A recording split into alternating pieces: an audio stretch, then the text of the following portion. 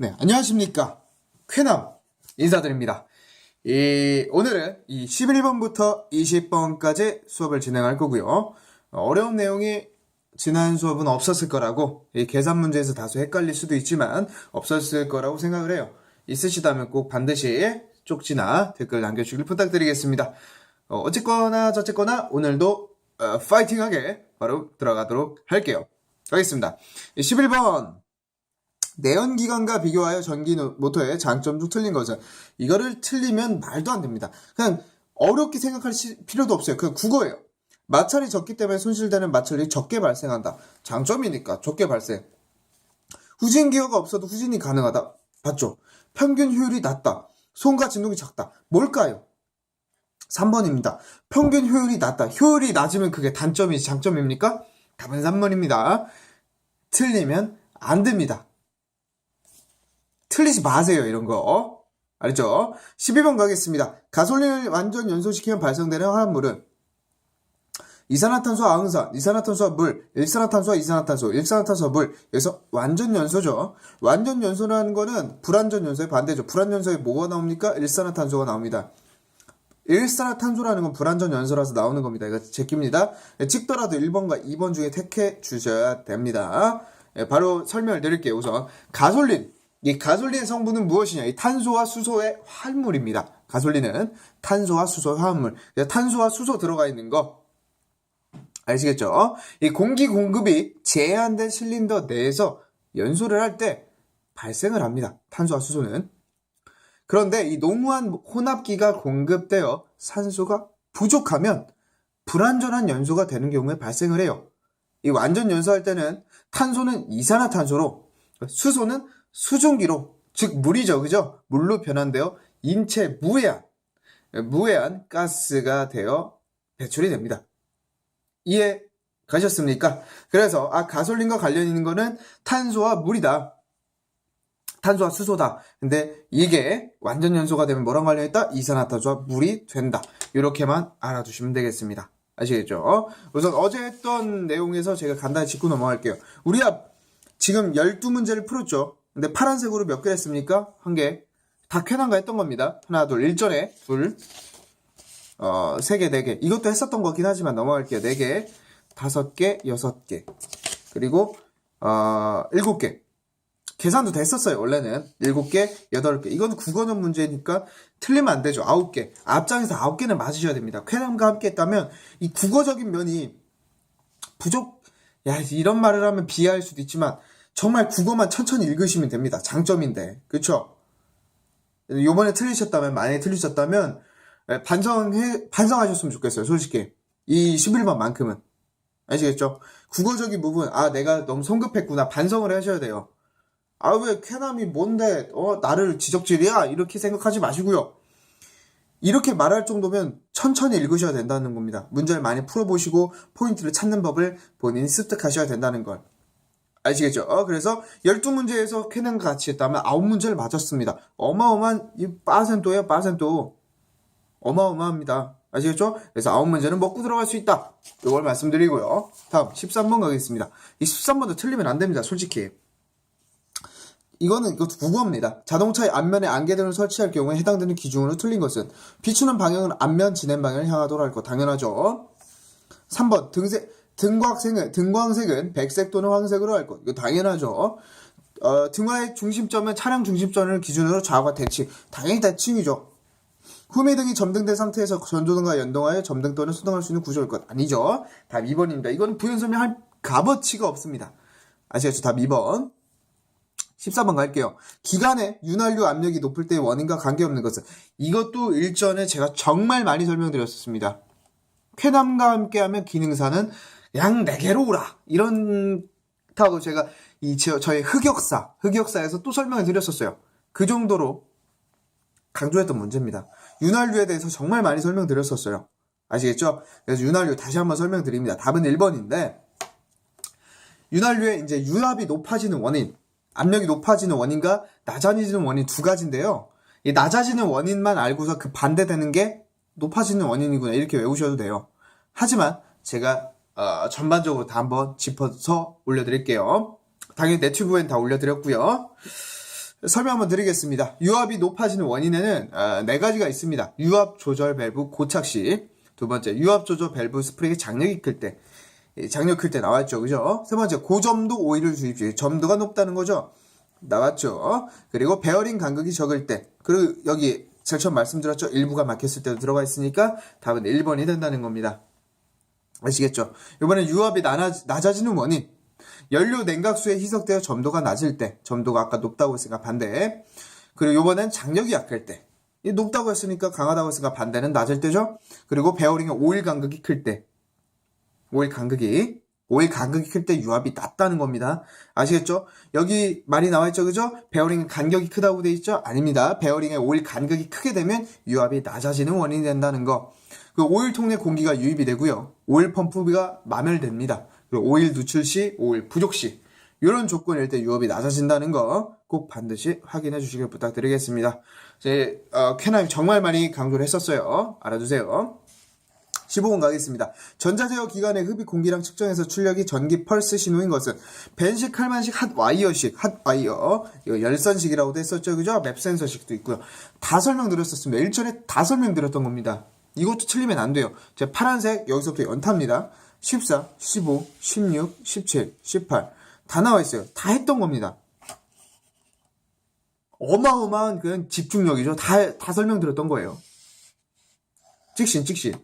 이 15번을 갈게요. 15번. 15번은 정말 깊이 있게는 설명드린 적은 없었어요. 솔직히. 그래서 벤식, 칼만식, 핫와이어식, 맵센서식에서 3번씩 설명드렸던 이전 강의를 한번 확인해 주시면 되고요. 여기서 이 전자제어 기관의 흡입 공기량 측정해서 전기 펄스 신호인 것은 칼만 와류식이다. 아시겠죠? 이 벤식 같은 경우는, 벤식은 이 배인의 열림량을 포텐쇼미터에 의하여 전압비로 검출하는 방식이고요. 이 칼만 와류식은 칼만 와류를 초음파로 계측하여 흡입 공기량을 계산한다. 핫와이어, 이 열선식이라고 하죠. 요 놈은 흡입 통로에 열선식 발열체를 설치하고 전기적으로 가열하면 공기의 유입량에 따라 전류 소비가 변화하는 작용을 이용하여 흡입 공기량을 계측합니다. 똑같이 흡입 공기량을 계측하는 건 둘 다 맞지만 여기선 전기 펄스와 관계 있는 건 칼만 와류식이고 핫와이어식은 열선식 발열체를 설치하고서 그에 따른 전류 소비가 변화하는 작용을 이용한다는 거.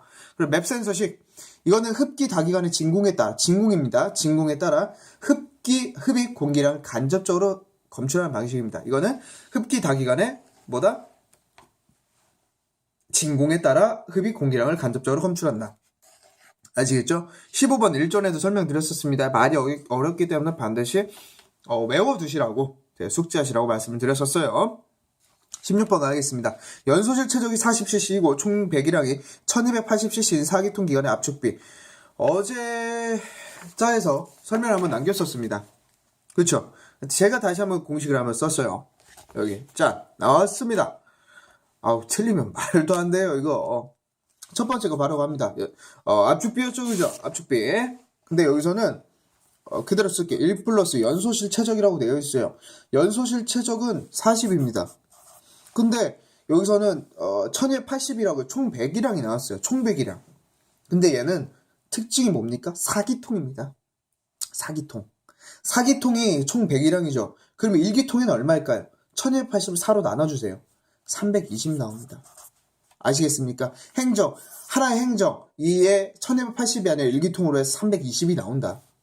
약분하십시오. 8 나옵니다. 둘이 더하면 9 나오죠, 그죠? 그래서 답은 9의 1. 그래서 2번이 나오는 겁니다. 이거 다 설명드렸었습니다. 반드시 나온다고 제가 강조도 했었고요. 압축비 무조건 외우라고 했었고, 두 문제 나왔네요. 어마무시합니다. 그냥 쾌남. 어쩌부럽니다. 맞죠부러? 바로 갈게요. 17번 가겠습니다. 17번. 이것도 국어 문제입니다. 냉각수 온도 센서 고장 시 엔진에 미치는 영향으로 틀린 것은 공회전 상태가 불안정하게 된다. 냉각수 온도 센서가 고장을 했대요. 온도 센서가 고장났으니까 온도 부분에 있어서 문제가 생기겠죠, 그죠? 그래서 연기가 배출된다. 그리고 CO 및 HC가 증가한다. 냉간 시동성이 양호하다. 아니죠. 얘는 미치는 영향이 아닙니다. 좋다는 뜻이, 냉간 시동성이 양호화된다는 건 좋다는 뜻이잖아요. 문제 생길 거 없다라는 겁니다. 이것도 국어적인 문제예요. 아시겠습니까? 이 17번도 앞서 말씀드렸던 11번과 똑같습니다. 국어적인 문제. 틀리시면 안 된다는 거. 답이 4번이라는 거 말씀드리고요. 그래서 연료의 18번 가겠습니다. 연료의 온도가 상승하여 외부에서 불꽃을 가까이 하지 않아도 자연히 발화되는 최저 온도는 무엇이냐? 자연히 발화되는 최저 온도는 무엇이냐? 이것도 설명을 드렸었습니다. 최근에 설명드렸었어요. 인화점, 착화점 두 가지를 가지고 설명드렸었어요. 이것도 나왔네. 최근 것까지 봤으면 다 맞았네. 그죠? 인화점이 무엇이냐? 제가 좀 쉽게 설명을 드린다고 올렸었는데 쉽게 말씀드릴게요. 이 혼합기체를 이 가형성 또는 이 폭발성이 갖고 있는 이 혼합기체를 형성을 합니다. 그럴 때 여기에 불꽃을 가까이 됐을 때 순간적으로 섬광을 내면서 연소하는 거. 섬광을 내면서 연소하는, 즉 인화되는 최저 온도를 얘기하는 겁니다. 아시겠죠? 근데 여기서는 외부에서 불꽃을 가까이 하지 않아도입니다. 불꽃이 가까이 됐을 때를 인화점이 되는 거고요. 불꽃을 가까이 하지 않았을 때도 불구하고 스스로 발화하는 겁니다. 스스로. 지 스스로. 내가 할 거야. 내가 불 붙을 거야. 혼자. 야, 불타오릅니다. 그게 바로 뭡니까? 스스로 잘한다. 너는 착하다. 착하다. 야, 이게 순간적인 드립인데 어마어마합니다. 너는 스스로, 남의 도움 없이 스스로 할 수 있어. 너는, 남들이 뭐라고 합니까? 칭찬합니다. 너는 되게 착해. 착한 놈. 착한 점, 착화. 이야, 기동차입니다. 외우실 수 있죠, 이젠? 스스로 잘한대요. 자연이 스스로 잘할 수 있어. 착화점. 넌 착하니까 답은 18번, 2번이 된다는 거 알아두시길 부탁드리겠습니다. 넘어갈게요. 19번 가겠습니다. 베어링의 작용하 중이 80kg 중 힘을 받으면서 베어링면의 미끄럼 속도가 30m/s일 때 손실 마력은 마찰계수 0.2. 요거 포인트입니다. 마찰계수 분명히 사용돼야 됩니다. 손실 마력이니까 이거는 마찰 마력, 뜻 손실 마력, 손실을 했다는 뜻이죠, 그죠? 이거를 저희 첫 번째 수업, 제 흑역사 중에 첫 번째 강의에서 살짝 설명은 드렸었으나 깊이 있게는 안 들어갔었어요. 그래서 이 문제 분명히 마력에 대해서도 반드시 알아두려고 말씀을 드렸었는데 여기에 나와버렸습니다. 알아두셔야 되겠죠, 그죠? 그래서 설명을 드릴게요. 이게 예전에도 나왔던 문제입니다. 19번 쉬운 거예요. 아시겠죠? 계산 문제 계속 나온다고 제가 말씀드렸었어요. 적어놨습니다. 이 손실 마력은 이 베어링에서 일어난 일이 뭡니까? 작용하 중이 80kg 중입니다. 근데 여기서 30m/s, 미끄럼 속도가 30m/s니까 곱하면 80과 30 곱하면 2400개 kg 중 m/s 그대로 나왔죠. 근데 우리가 문제 뭐라고 나왔습니까? PS라고 해서 마력이라는 단위를 쓰죠. 근데 여기서는 1마력은 75kg 중 m/s입니다. 반대로 볼게요. 양변을 나는 지금 요 단위가 필요한 거죠. 요 단위. 여기가 나와 있으니까 이걸 없애야 되잖아요. PS로 바꿔야 되죠. 그죠? 이걸 어떻게 합니까? 이거를 75로 나눠주면 됩니다. 그럼 마력으로 바뀌어요. 아시겠죠? 이거를 75로 나눠줍니다. 아시겠죠? 75로 나눠주면 얘가 32PS라고 나옵니다. 32마력으로 나와요. 이해가셨습니까? 이 배열이 손실 마력은 베어링에서 일어난 일 80kg 중 곱하기 30m/s 요게 2400kg 중 m/s인데 요거가 75로 나누면 단위를 바꾸기 위해서 환산하기 위해서 75로 나누면서 요게 없어지고 PS로 나왔습니다. 32PS로. 그런데 답을 보자 하니까 안 나와요. 없어요. 32가. 그런데 아까 말씀드렸죠? 마찰계수가 0.2라고요. 마찰계수 0.2니까 어떻게 합니까? 요거에 0.2를 곱합니다. 얼마 나옵니까? 6.4PS가 나옵니다. 6.4PS. 이해 가셨습니까? 그래서 19번에 2번이 된다는 것까지 반드시 알아두시면 되겠습니다. 이해 가셨습니까? 계속 제가 강조드립니다. 계산 문제 안 나올 것 같지요? 안 나올 것 같지요? 근데 제가 계속 말씀드렸죠. 나옵니다. 미친 듯이 나옵니다. 반드시 알아두세요. 아시겠죠? 지금 계산 문제만 하더라도 지금까지 3문제, 4문제 나왔습니다. 앞장에서 압축비, 그리고 뒷장에서 압축비, 그리고 앞장에서 평균 속도, 뒷장에서 또 마력까지 나왔죠. 4문제. 4문제가 적은 문제라고 생각될 수도 있겠지만 정말 단비 같은 존재입니다. 아시겠죠? 계산이 부족하다, 계산을 잘 힘들어 하신다. 어쩔 수가 없습니다. 그렇게 하더라도 어떻게 해야 된다? 부족해도 하셔야 됩니다. 내가 어떤 문제에서 틀릴지 모릅니다. 아시겠죠? 그렇기 때문에 계산이 너무 취약하면 쾌남 수업만 들어주십시오. 그럼 그거에 준해서 거의 다 나옵니다. 아시겠죠? 그러니까 항상 저를 믿고 따라와 주시길 부탁드린다는 말씀을 토대로 20번으로 넘어가겠습니다. 이 가솔린 기관에서 발생되는 질소 산화물에 대한 특징을 설명하고 좀 틀린 것을. 질소 산화물 정말 많이 말씀을 드렸었어요. 이것도 제가 정말 강조드렸었어요. NOx, 그리고 CO, HC 다 설명드렸었어요. 그죠? 탄수소, 이거 일산화탄소, 녹스, 질소산화물 다 설명드렸었죠? 이거에 대해서 제가 정리도 한번 설명드렸었습니다. 이거를 말로만 한번 설명드릴게요. 네튜브 저희 카페에도 올리긴 했으나 그래도 한번 봐주시길 부탁드릴게요. 빠르게 한번 설명드릴게요. 답은 2번입니다. 그리고 하나만 더 말씀드릴게요. CO와 HC는 항상 한 묶음이고요. 여기 녹스, 질소산화물은 혼자예요. 얘네들이 항상 반대입니다. 항상 반대예요. 얘가 증가하면 얘는 감소하고요. 얘가 증가하면 얘가 감소합니다. 항상 반대입니다. 딱 한 가지만 예외입니다. 가속도. 가속할 때. 아시겠죠? 가속할 때만 얘네가 모두 같이 증가하는 거 빼고는요. 나머지는 무조건 반대입니다. 반대로 외우시면 됩니다. 얘가 농후예요. 그럼 얘는 감소해요. 그러니까 얘가 이론 혼합비보다 농후하게 되면 CO와 HC는 증가하고요. 얘는 감소합니다. 이론이 혼합비에 가까워지면 녹스는 이 NOx는 증가하는데 얘는 감소해요. 항상 반대입니다. 아시겠죠? 몇 가지 더 설명드릴게요. 저온일 경우, 온도에서 저온일 경우는 CO와 HC가 증가합니다. 저온일 경우 얘가 올라가는데 얘는 당연히 내려가겠죠. 그죠? 고온일 경우 얘는 내려가고 얘는 올라가겠죠. 반대니까. 그리고 공회전 할 때는 CO와 HC가 증가하는데 얘는 당연히 줄어들겠죠. 그리고 감속할 때는 어떻게 됩니까? 가속할 때는 같이 올라요. 가속할 때는 같이 올라가지만 감속할 때는 얘가 증가할 때 얘는 감속한다. 이해가셨습니까?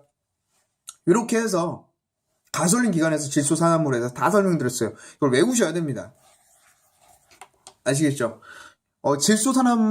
산화물만 나오는 게 아니기 때문에 CO와 HC 이 관계들 이런 저온일 경우는 어떻다, 고온일 경우는 어떻다, 감속할 때, 가속할 때 어떤 관계가 있는지 다 분명히 묶어서 알아두시길 부탁드리겠습니다. 아시겠죠? 이렇게 해서 20번까지 저 쾌남과 같이 했다면 몇 개? 앞에서 9개. 요거는 국어적인 문제. 그래 틀렸다 치죠. 그냥 10개, 11개, 12개, 13개, 14개, 15개. 20개에서 15개는 맞았습니다. 어마어마한 확률입니다.